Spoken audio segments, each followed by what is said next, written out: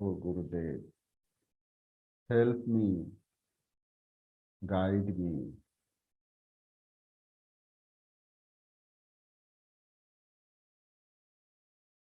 Expand my heart with love.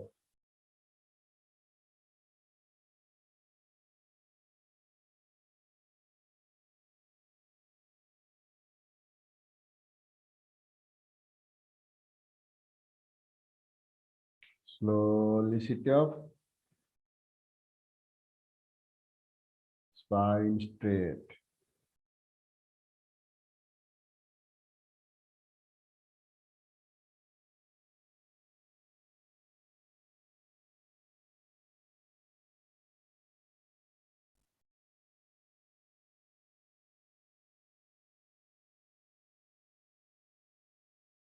Praying for your good health.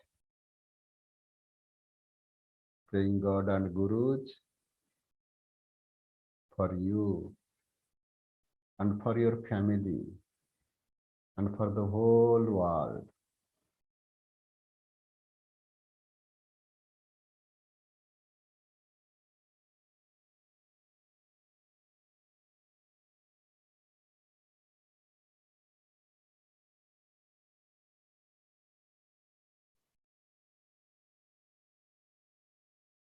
God and Guru gives an opportunity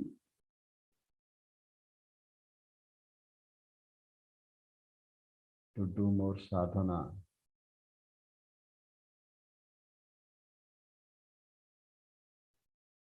to get success.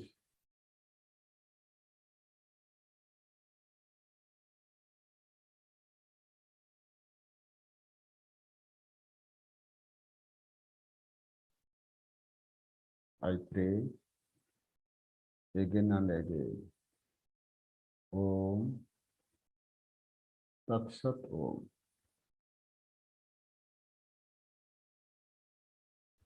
Sarve Bhavantu Sukhinah. Sarve Santu Niramaya. Sarve Bhadrani Pashyantu. Ma Kaschit Dukhabha Bhave. Om Shanti Shanti Shanti.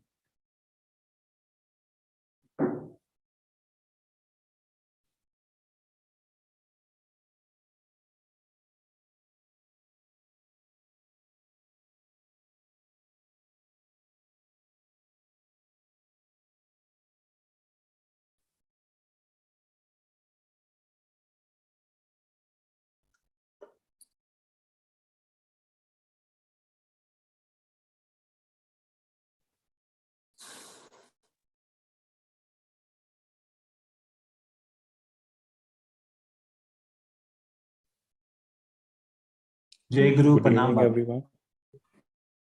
No. Good evening to all of you.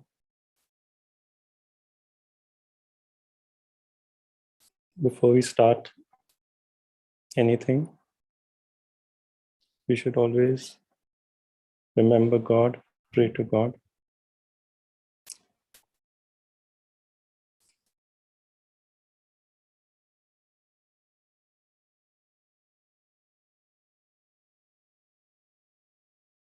I bow at the lotus feet of God and Gurus.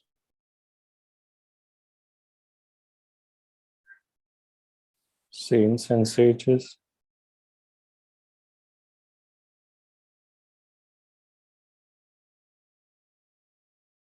for it is their thoughts, their words that inspire us to talk to you.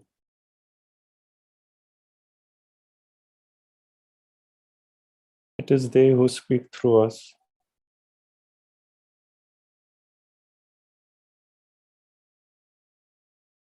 We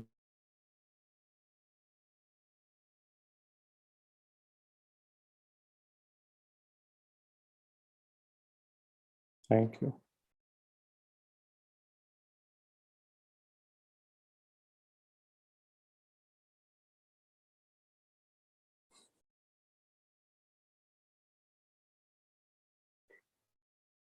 Sanyal Mahasaya, householder,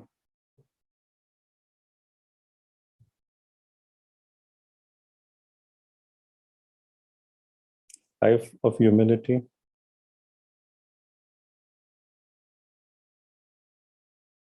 born in Nadia,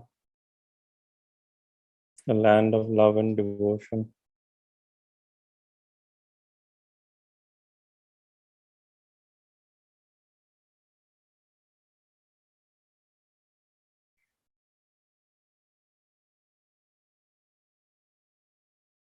Introspect. How do we live? Is our life as humble, as kind, as peaceful, as joyful,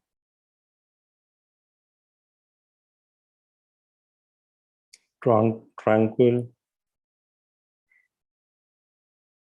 like the two greatest householder saints in our Kriya lineage, Sri Shamacharan Lahiri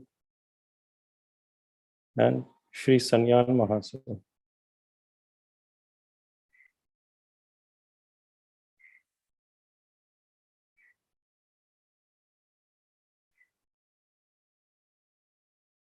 Daily introspect your life at the end of the day.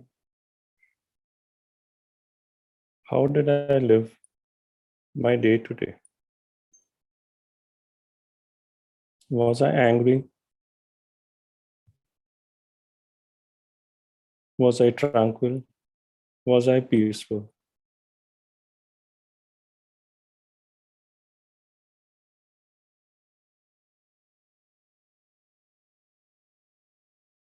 Was I attached?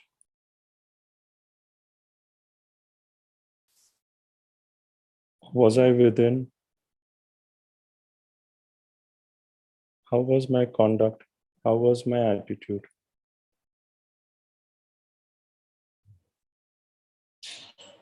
Are we anywhere close to living a divine life? Ask yourself. We listen to talks we have been listening since the last 6 days. So much knowledge, so much information. But what is the change? Have we changed our lives? Or is it the same that we were living yesterday or the year before?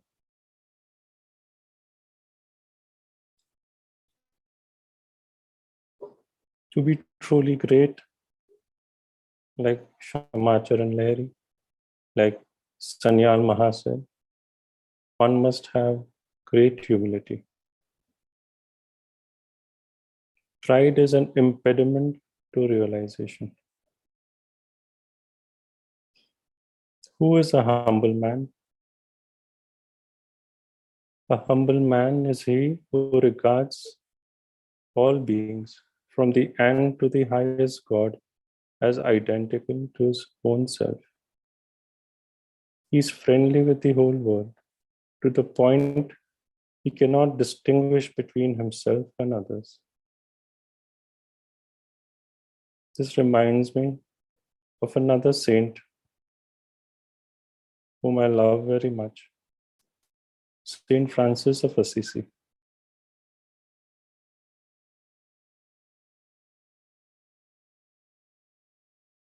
That saint of love spoke to the sun, he spoke to the clouds, he spoke to the flowers, he spoke to the animals. He called all of them brothers and sisters. Even the birds understood his words. He preached with such beautiful simplicity.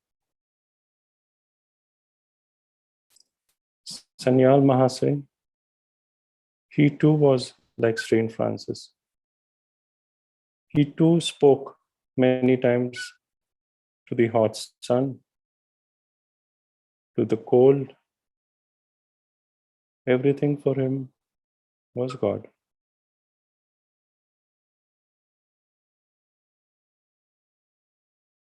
May God bless us with a life of humility and compassion, like Sanyal Mahasaya.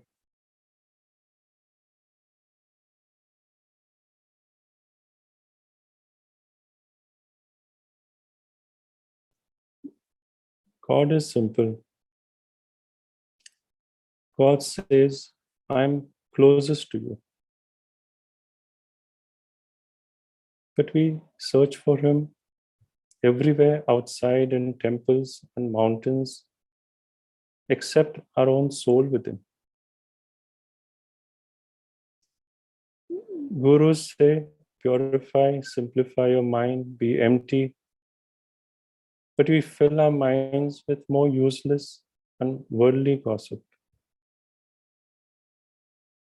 Lord says, be pure like a child, but we end up always with ego, anger, jealousy, and pride. The Guru says, be free from temptation, but we end up running behind money, food, and sex. Guruji and Gurudev say, watch your soul, watch your breath. Continuously watch your breath. We end up watching everything but our soul and our breath. What to do? How to evolve? How to make this impure mind pure? How to control the mind? How to live in this world? How to be disciplined? How to be a good sadhak? So many questions.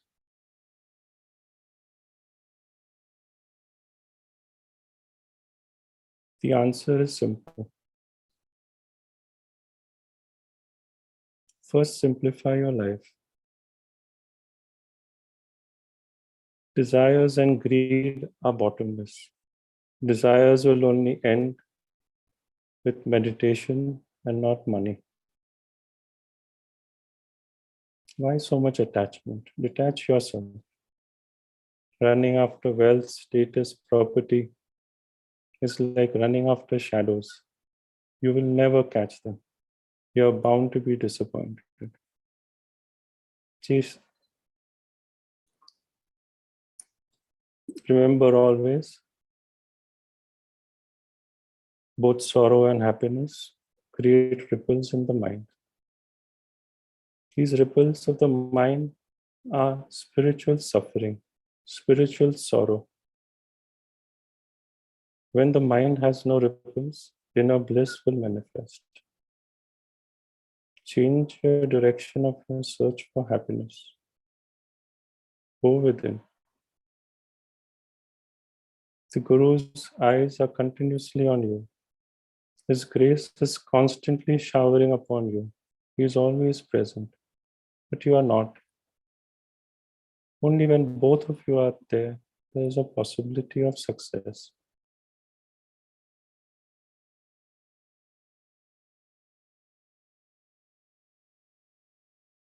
The teacher, speakers, scholars, they fill you up with clouds of information, thoughts and words. Whereas the Guru liberates you from them. He enables you to reach a state of nothingness. He takes away your imaginary world, which enables you to be aware of your true subtle nature.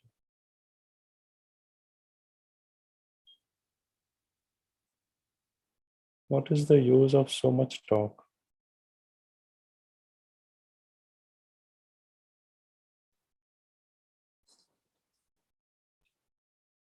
Just know thyself. Abide in the soul. The best teacher is the soul. It is eternal, pure consciousness and knowledge. What is there in the universe that the soul cannot reveal? It is the spiritual treasure that we have within. Let us try to meditate more. Be focused on our true self. Don't forget, you are the maker of your own destiny. God's greatest gift to mankind is free will. Gurudev always used to say, where there is a will, there is a way. No great man begins his career as a great man. Most great men have acquired their greatness through constant exercise and practice. One day, an enthusiastic lady, after a concert of Beethoven, his piano recital, went to him and asked, if only God had given me this uncommon gift of music, she said. Beethoven replied, remember that to get this gift, you can get this gift too. Play on the piano 8 hours a day for 40 years. That is enough. You will be good as I am.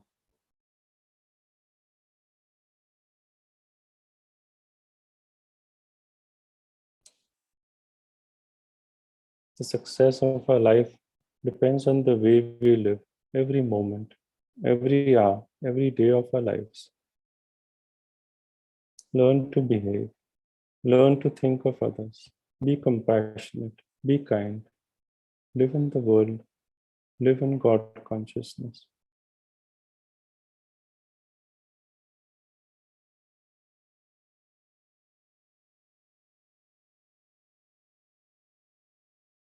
I came across 2 questions of Adi Shankara.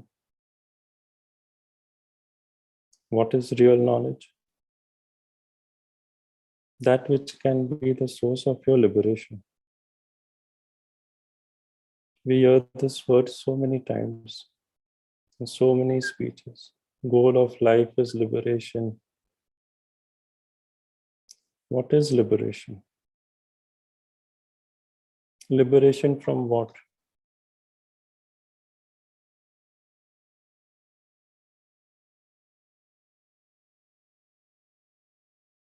First, we have to be liberated from our desires, from our fears.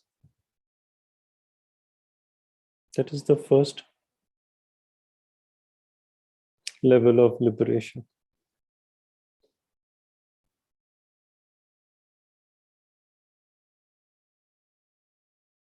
When we die, our soul gets liberated. But it comes back due to our karmas and desires.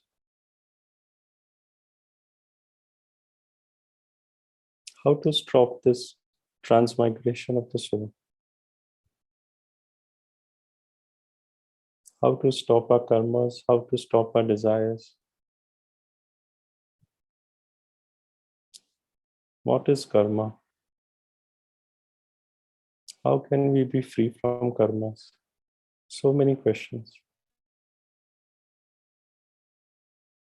Who will answer?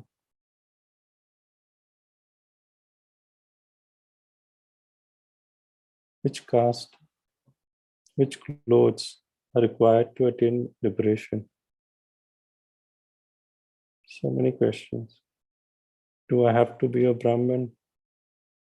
Do I have to wear saffron?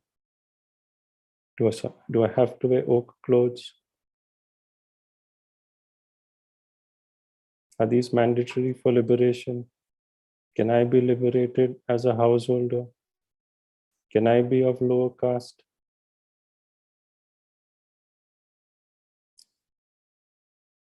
What was the caste of sage Vyasa? What was the caste of sage Valmiki? What was the caste of the Pandavas? Think, introspect. In Maharashtra, in the 13th century, we had such beautiful monks, beautiful saints. Sant Dhyaneshwar, Namdev, he was the son of a tailor. We had saints like who were goldsmiths, scheduled caste,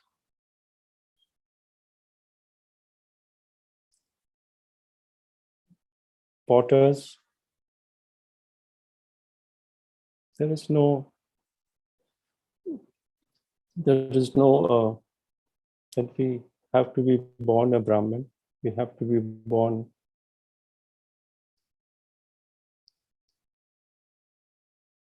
Liberation has no boundaries. All you need is a little love, devotion. They say devotion is the simplest path to attain liberation. There are many paths to liberation. We get confused. They say there is a path of knowledge. Some say knowledge will take you to liberation. Some say awareness of the soul will take you to liberation. Some say devotion will take you to liberation. Which path do we follow?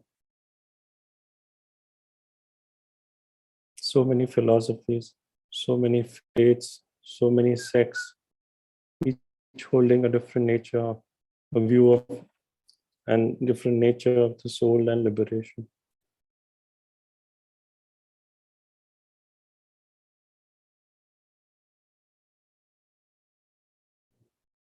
The path of Kriya Yoga, path of Tapaha, Swadhyaya, Ishvara Paridhani, self-control, sense control, self-study, devotion, path of knowledge and devotion, quickest path, surest path. It encompasses all the philosophies. It removes the confusion from the mind of the disciple. Follow it. The techniques are so beautiful. Practice Kriya daily. Every technique is beautiful. Every technique will take you to liberation. Do not doubt what the gurus say. Do not doubt what the masters say. As is your sadhana, so is your success. But why do we fail to remember the Lord? Is sadhana only practicing the techniques? No. Sadhana is remembering God every moment, all your activities, whatever you do. Gurudev says, Guruji says, remain in Fontenay, watch your breath.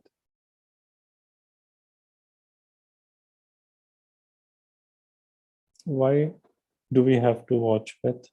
Why do we have to remain in Fontenay?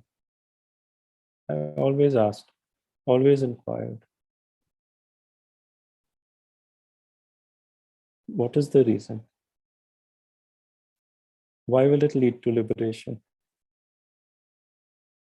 Let me try and see if I can answer that in this remaining 8 minutes.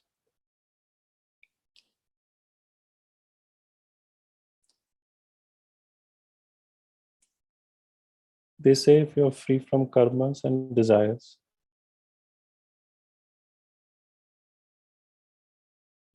you can be liberated.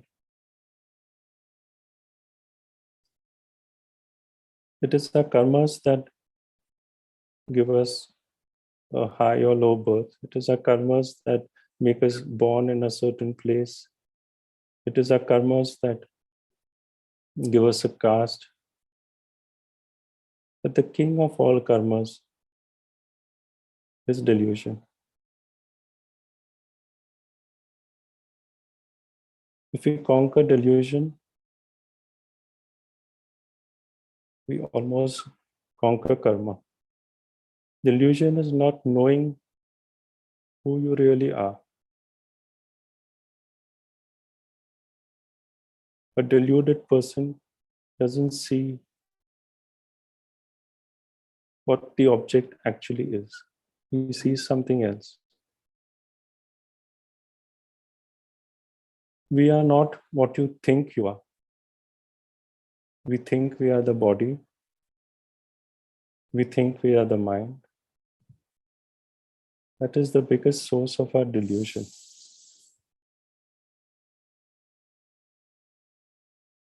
We are the soul. We are pure consciousness. And we are blissful in nature. That is our true nature.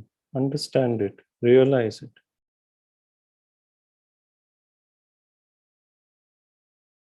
The reason we stay, the reason Guruji says remain in Fontenelle is to kill this delusion that we are the body, we are the mind. If we are not body conscious, we will also not have many desires which are related to body and mind.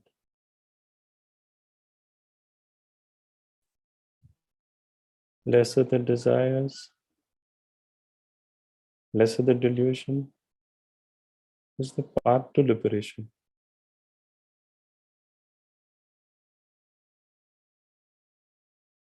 The soul is finally free from all the karmas of the past. Even if karmas come to you, we have to be equanimous, we have to be humble, we have to see it as a great movie. If we react, if we are angry, we end up generating more karmas. There is no end to transmigration.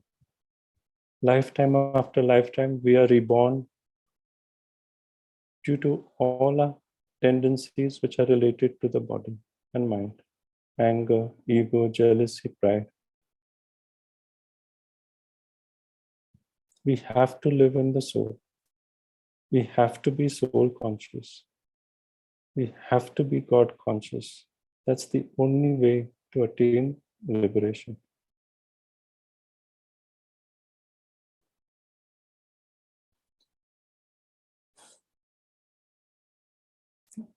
Let us close our eyes. Let us meditate for a few minutes.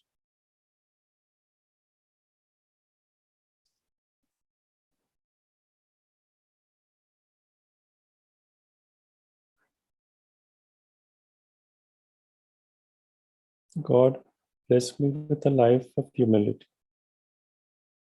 Bless me with a life of God consciousness. Help me remember the soul in whatever I do, in all my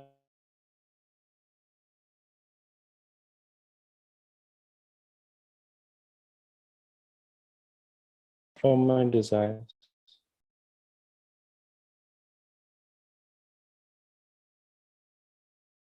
Help the soul be liberated from birth after birth, from rebirth.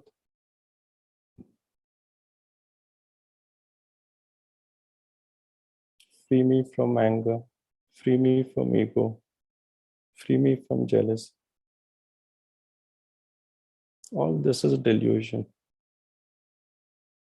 I am not this body, not the mind.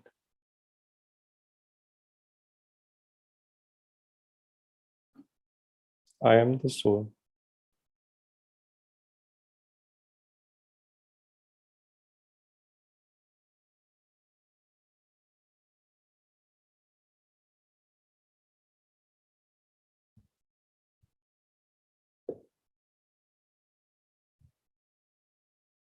What is the guarantee of our life? We might stop breathing tomorrow. Awaken yourself. Don't waste time.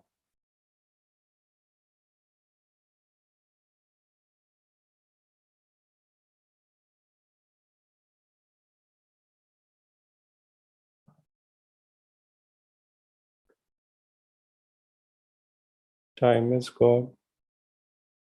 Love God. Be engrossed in yourself. Be engrossed in God. whatever you do, live in the world, but be with God. Be calm, be equanimous, be humble, be truthful, be forgiving, be detached. This is the path of success. This is the path of truth. This is the path of liberation.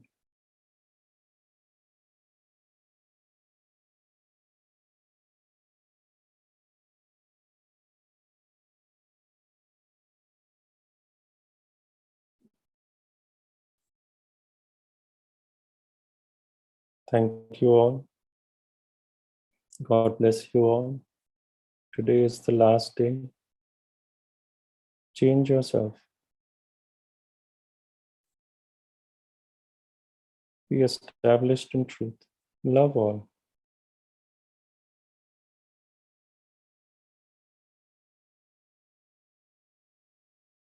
Love is the thing that makes this universe move. Without love, there is no life. Do not fail to remember the Lord. Thank you.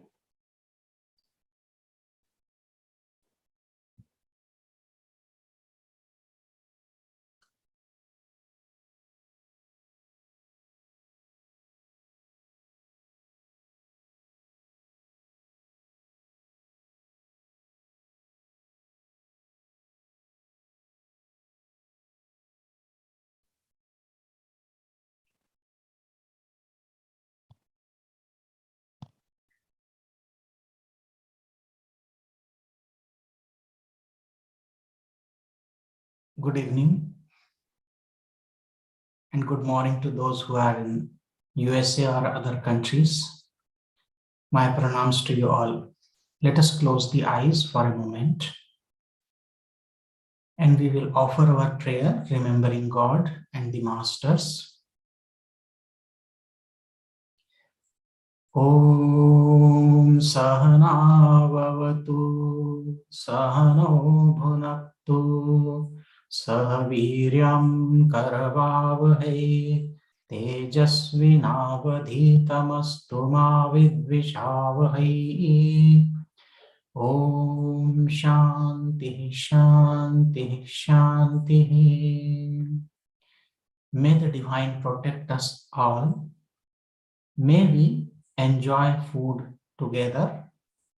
May we meditate and pray together. May we attain wisdom through our study and discussion. May there be no conflict among us.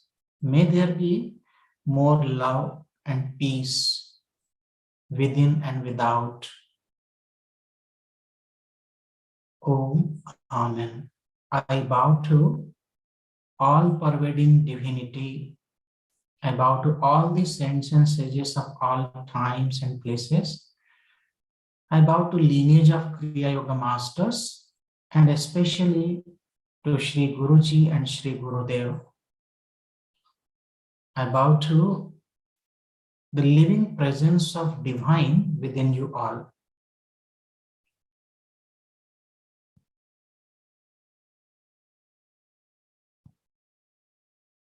Welcome back for our discussion.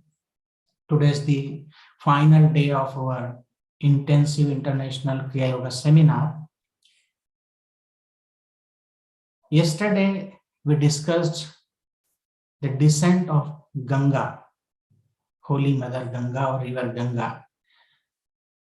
And Ganga is meeting with the ocean. Today, we are going to talk about ocean. When we do some ritualistic practice, any marriage ceremony or thread ceremony or even any yajna, fire ceremony, we install a pot, a copper pot usually, and this pot represents the cosmos. When we invoke divinity in this pot, and symbolically invoking divinity in this body, which is also known as pot, ghata. We chant some prayers, Vedic prayers, and one part of one mantra from that Vedic prayer is about the nectar and the how this nectar, how this pot is installed or worshipped.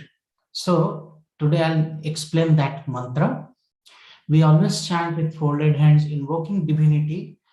Deva Danava Samvade Mathyamane Mahodadhau Utpannosi Tada Kumbha Vidhrata Vishnuna Swayam. Deva Danava Samvade Mathyamane Mahodadhau. With the dialogue between Devas and Danava. Means, if you remember, Shri Guruji is explaining about Deva and Asura. So, the divine beings and demons. They had a dialogue in the ancient time. There were always some battle or some conflict going on between them, because one is representing the positive force, one is representing negative force in us. So always there was war between them.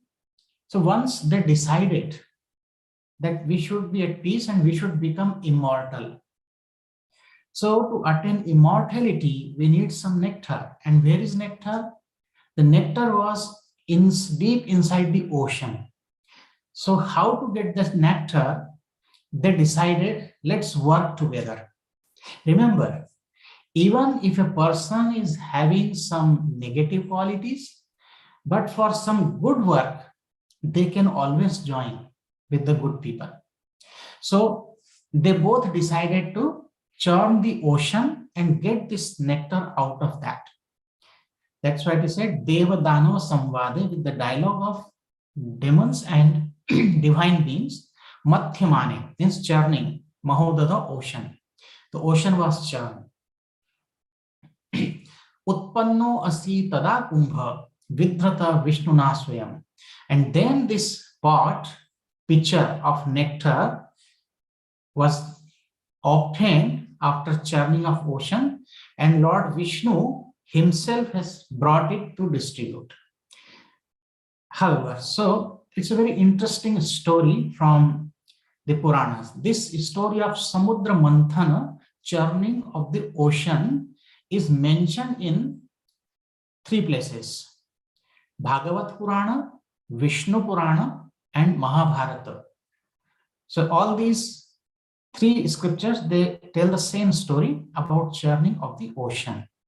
So let's discuss, because it has a very beautiful metaphorical meaning also.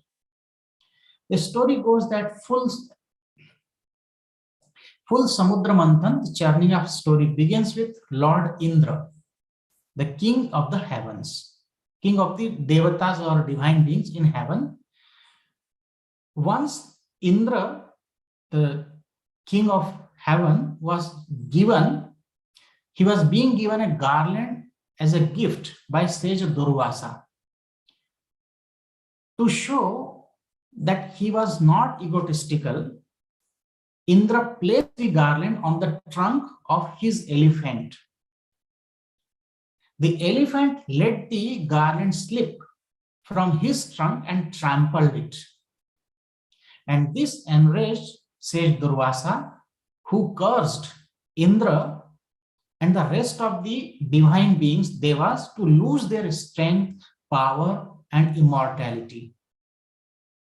When the demon, they also had a king whose name was Bali, King Bali. So when the demon or Asura king Bali discovered this, he led a charge against the devas to take over their domain and Indraprastha, the heaven, Indra's palace, you can say. And the weakened devas suffered heavy losses in that battle. In desperation, Indra went to Lord Vishnu for help, and he was told that to gain their power back, the divine beings would need to drink the nectar of Amrita, which could only be obtained by churning the ocean. They would need to form an alliance with the demons to churn the ocean.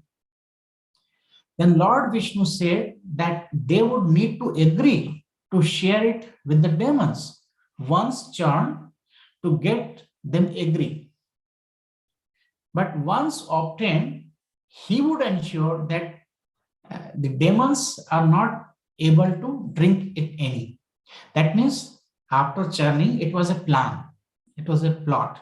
Lord Vishnu said that both of you, both the teams, they should come together to churn the ocean. Once the nectar is obtained, that Lord Vishnu promised devas or divine beings that I will make sure that demons will not get it, but you will get it. And then the churning of ocean begins. So Indra approached King Bali, the king of Asuras or demon. He approached Bali and convinced him to work together to churn the ocean. Then to churn the ocean, they needed some instrument. So they lifted Mount Meru, a sacred mountain, the abode of Lord Brahma, into the ocean. And Lord Shiva's serpent and king of serpents, Vasuki, was used as the churning rod. So the Mount Meru was like a churning rod, and the rope was Vasuki, serpent, the king of serpent. While churning, the demons took the head of the serpent and the divine beings took the tail end. When they started to pull forward and back, they found that the mountain kept sinking because it was heavy. It was then that Lord Vishnu took on his second incarnation as Kurma, the giant turtle, and carried the weight of the mountain on his back. And then they again started churning. So finally the ocean could be churned. And when they started churning, so just like in the ancient time in India or in villages, we used to have a lot of milk, and with the help of a churning rod and rope, mothers used to churn the milk and the butter comes on the surface. Similarly, some gems, ratnas, it manifested or it came after churning. The first thing to be released by the ocean was a poison. It was known as Kalakut or Halahala Visha, the deadly poison, which could contaminate the ocean. So now they prayed to Lord Shiva. So Lord Shiva intervened and drank the poison, which turned the neck of Lord Shiva as blue. And as a result, Lord Shiva is known as Nilakantha, blue throat. After this, the ocean released some gems, which vary in number depending on the text you read. But main gems or ratnas, they include, first one is Lakshmi, the goddess of fortune and wealth, who accepted Lord Vishnu as her eternal consort. So now Lakshmi is going with Lord Vishnu. Then second came Apsaras, various celestial dancers like Rambha, Menaka, Punjisthala, Urvashi, Tilottama, etc. So they chose the demigods as their companions. Then third gem came Varuni or Sura. So goddess, and which is called goddess and creator of alcohol. So it's like intoxicating drink, but not exactly alcohol. So somewhat reluctantly, Varuni or Sura appeared disheveled and argumentative. So she accepted the demons. That's why you see the demons or the asuras, they drink alcohol or Sura. Likewise, three types of supernatural animals appeared. One of them is Kamadhenu or Surabhi. In Sanskrit, it's called Kamadhuk. which is known as wish granting or wish fulfilling divine cow. So she is taken by Lord Vishnu, and then Lord Vishnu gave this celestial wish fulfilling cow to sages so that they could get clarified butter from her milk, and it could be used for yajna or fire ceremonies or sacrifices. The second supernatural animal came, Airavata. Airavata is the elephant and many other elephants. So Airavata is taken by Indra, the leader of the divine beings. Then came Uchchaishrava. Uchchaishrava is the seven-headed horse. So it was given to the demons. There were three valuables came after that. One is called Kaustubha, the valuable jewel in the world, which is adorned by Lord Vishnu as Kaustubha Mani. Then came Parijata, the divine flowering tree with blossoms that never fade or wilt. So it was taken to Indraloka by the divine beings. Then came a powerful bow, which is symbolic of demon's strength. Additionally, there was some more gems produced by the ocean, which was Chandra or the moon. So moon is adorned by Lord Shiva on his head. That's why if you see Lord Shiva's picture, he is having the crescent moon on his head. Then came Dhanvantari at the end. Dhanvantari is the physician of gods. So he appeared with a pitcher of nectar, which could give immortality. At times it is considered as two. One is Dhanvantari and one is the nectar, pure pitcher of Amrit nectar. So these are the different jewels which came. And if we read the Vishnu Purana, then there's some additional jewels are mentioned there, like Shankha or the conch, which is kept by Lord Vishnu. Then Jyeshtha, the goddess of misfortune. And there was umbrella, which was taken by Varuna, the lord of water. The earrings, they were given to Aditi by her son Indra. Then Kalpavraksha, and so on. Then also Nidra came, Nidra or sloth. However, if you see here, the very first thing which came out after churning is halahal or a deadly poison.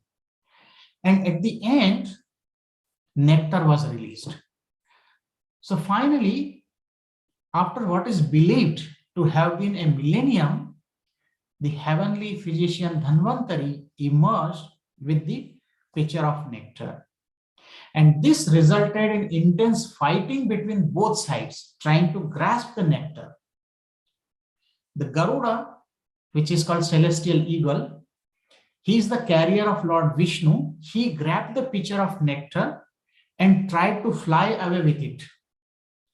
During this flight, it is believed that 4 drops of nectar fell onto the earth. And the places where this nectar drop fell, they are known as, in India, Ujjaina, Haridwar, Prayaga, which was Allahabad, and Nasik. So these 4 places are where Kumbh Mela is celebrated every 12 years.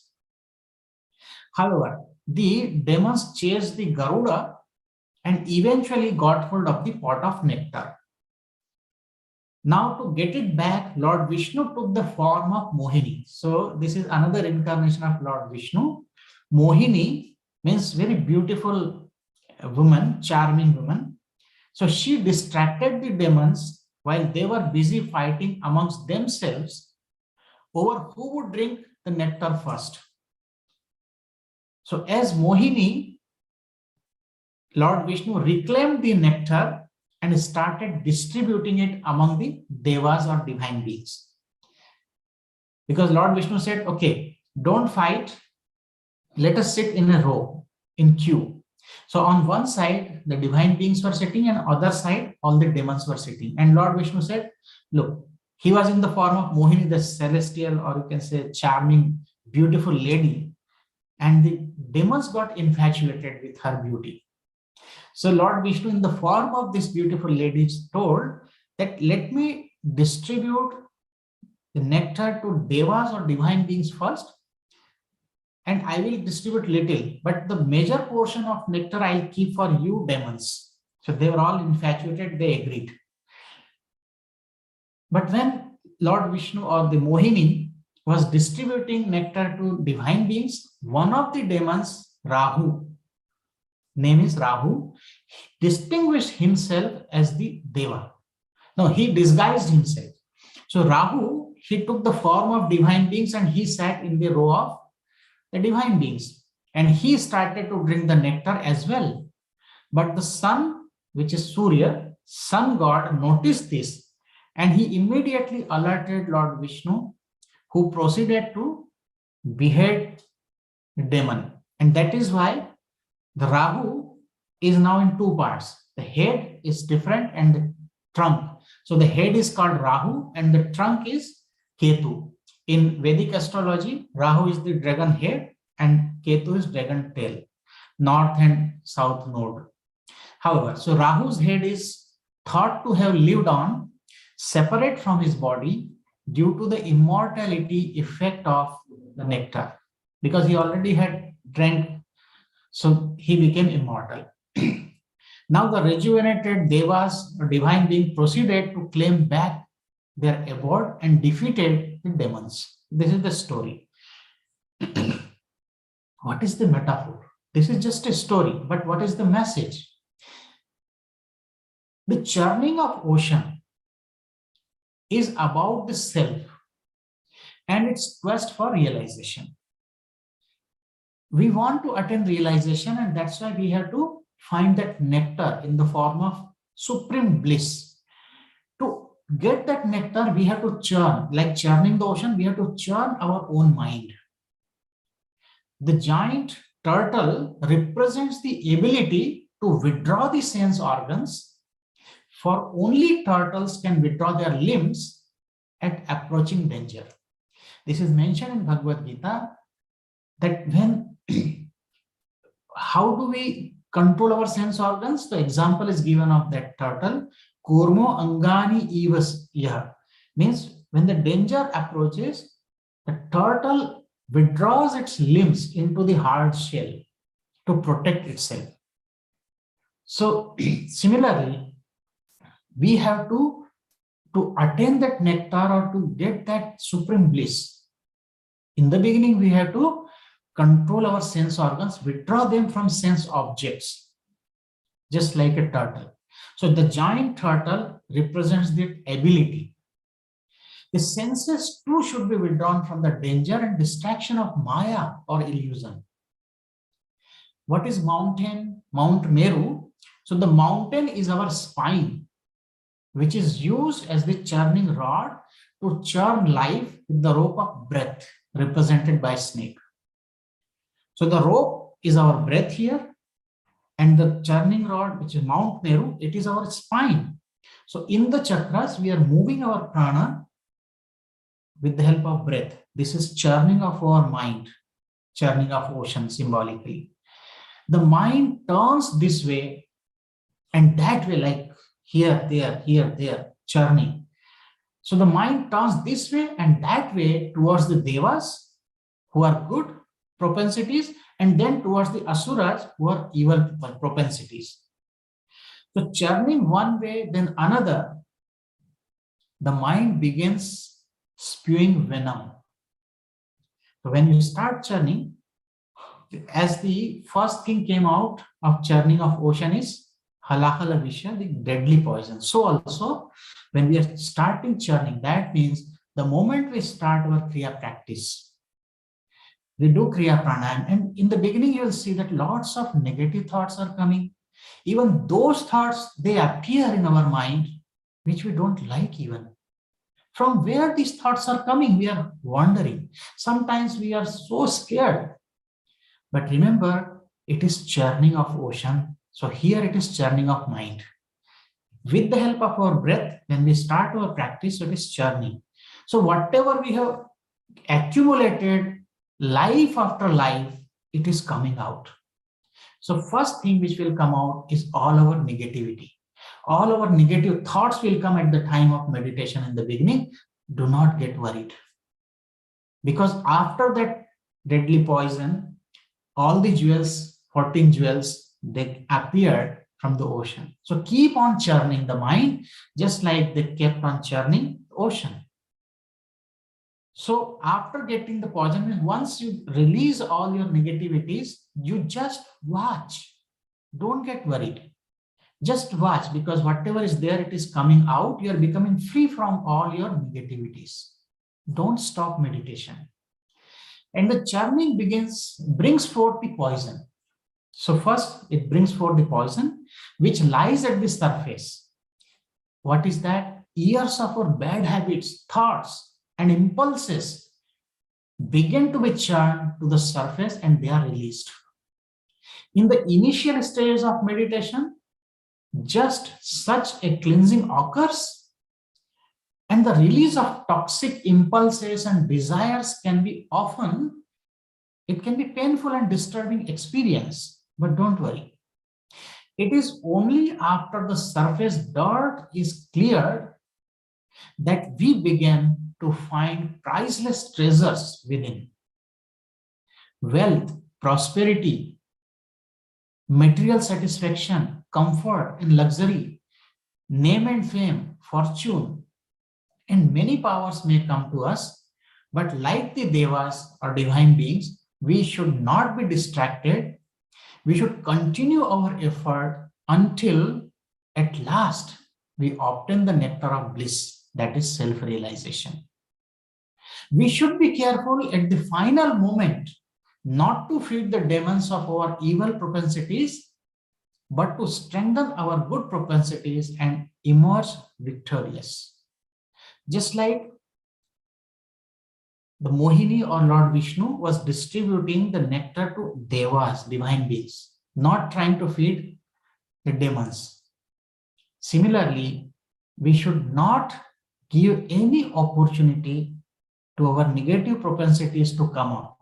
Let them first get rid of our mind, and then just focus on the positive propensities, and it will take us slowly to state of bliss. And when we're going deeper and deeper into that, one day we attain self-realization, that is immortality. So this is the significance of our Puranic stories. Remember, Vedic teachings are not so easy. The Vedas, Upanishads, they are in Sanskrit, they are high philosophy also. For a common man, it is very difficult to read, understand. That is why sage Vyasa, he put all these beautiful teachings in the form of stories, and he wrote all these Puranas. But remember, they are not just stories. We have to understand the metaphor, what is the message behind that, and then we have to practice it. So churning of ocean is churning of our own mind. It is the story of our own meditation technique. Let us remember this story, and let us not be worried about the negativities which comes, because in the story we saw the first thing comes is all the negativities. First thing is the visha or the poison. Let this poison go out of us. Don't hold on to that. Let it go. So what is needed? Just continue. Many times people ask me that, Swamiji, when I'm meditating, I'm getting so many negative thoughts. I'm getting all these unnecessary distracting thoughts. So it is a process. Let this process continue first. Shri Ramakrishna Paramahansa gave a beautiful example about meditation, that when we suppose we have little water, we want to drink water, and we have a small cup. This cup has not been used for many years. What will happen? In the cup, there are some dust particles. They are accumulated. So when we want to keep water in that, we are putting water. So just pour water into that cup, and what will you see? All the dust particles are slowly, they are rising, they are coming up. If you continue pouring water, all the dust particles slowly, they will overflow and go out of the cup. After some time, when you keep on pouring water, you will find there's only clean water remaining inside the cup. This is exactly happening when we are meditating. All samskaras, negativities or bad habits or whatever we have accumulated in many lifetimes, they are all coming up, and they are just like cleansing process. Let it happen. Just meditate with deep love for the love for God and gurus, and you will find that one day you are becoming free from all these unnecessary thoughts, negativities, and you go into that blissful state, and finally self-realization. Like the devas, they got the picture and then they drank it, they became immortal. So also we can attain that. Thank you for this opportunity to be together, sharing something which I have heard from the masters. It's time for little meditation. So let us